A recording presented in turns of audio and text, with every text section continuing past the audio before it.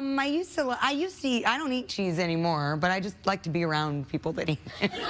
Scarlett Johansson is one of the most well-known actresses working in Hollywood right now, but it doesn't seem to be enough for her. Not because she wants more fame or respect, but more like she wants to evolve. Like, grow laser fangs and at least judging by how many of her movies focus on her attempts to ascend to the next plane of existence.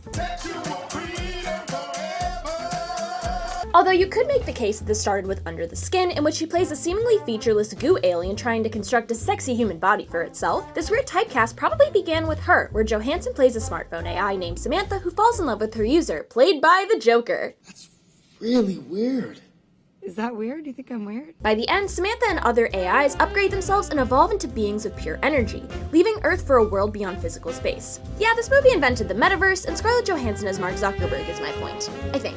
From there, Johansson did Lucy, where she gets a kilo of like super cybermeth or whatever literally kicked into her system and develops superpowers like telepathy, telekinesis, and an immunity to pain, eventually unlocking 100% of her brain and becoming the next stage of human evolution. She ingests so much of this techno-cybermeth that she eventually becomes a pitch-black, seemingly featureless goo alien, which allows her to move into a world beyond physical space. It's like someone accidentally glued together the scripts for Under the Skin and Her together, stuck Morgan Freeman in the middle of that sexy sandwich, and just rolled with it. I don't know what to say.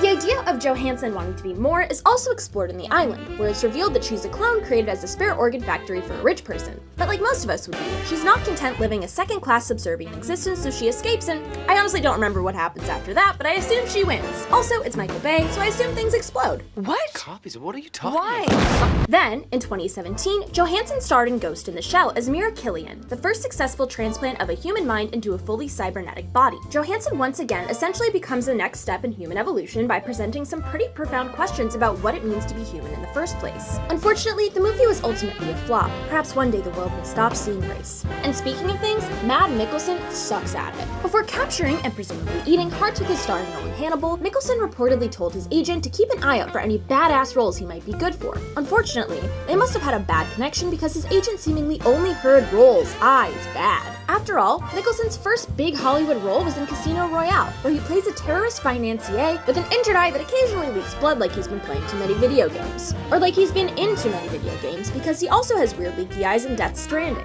Then, 2016 came around and saw the release of Doctor Strange, in which Mikkelsen plays an evil sorcerer with burns around his eyes, as if he'd spent too long playing Death Stranding and got so bored that he set his eyes on fire to see if that would be more fun. By the way, this would have been a great opportunity for Doctor Strange to be an optometrist, but I guess even Kevin Feige makes mistakes.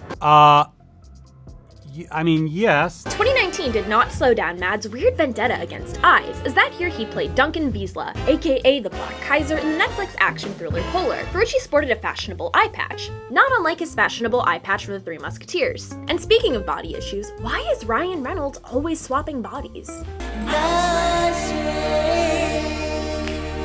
Detective Pikachu is 100% the best movie about somebody's daddy's soul inhibiting the body of a Pikachu who solves crimes. If your dad was here, he would you so hard, your bones would pop. But it's not necessarily the weirdest body Ryan Reynolds has swapped with, because he does that all the freaking time. This may have started in 2000 with Bottleneck, a horror comedy starring Reynolds as a dead dude who's reanimated with the brain of a murderer. It's basically Frankenstein, only instead of exploring themes of sentience, parenthood, and nature versus nurture, it's just Reynolds exploring the theme of beating annoying teenagers to death, which, you know, let's not dismiss immediately. They laughed at Galileo too. Reynolds' 2011 movie, The Change-Up, was similarly themed, but perhaps slightly less dignified, as it involved Reynolds switching bodies with Jason Bateman after they both wished they had each other's lives while pissing into a public fountain. Come on.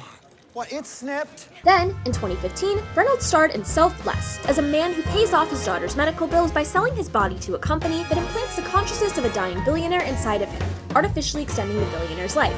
Kinda tingly.